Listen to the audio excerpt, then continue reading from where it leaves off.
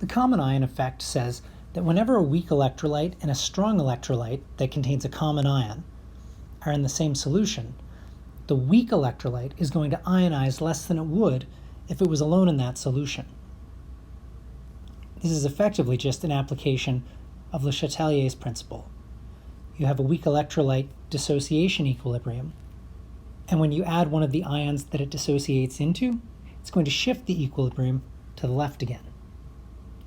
And we'll use an example of acetic acid dissociating alone, and we'll use an example of acetic acid dissociating with acetate ion also in solution.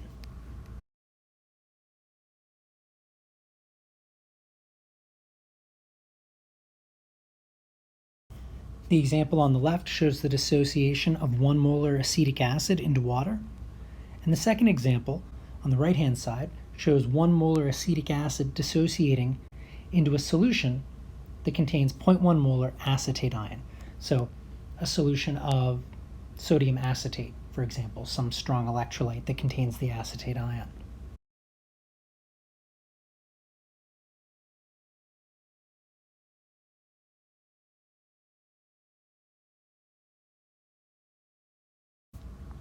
The acid dissociation equilibrium for acetic acid is H plus concentration times acetate concentration divided by acetic acid concentration.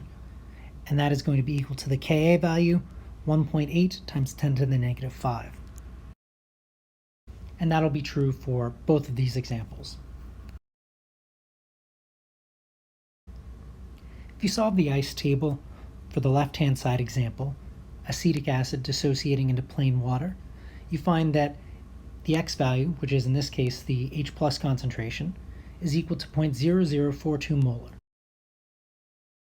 And then we can do the same kind of calculation, but for our example of acetic acid dissolving into something containing that common ion, the acetate ion.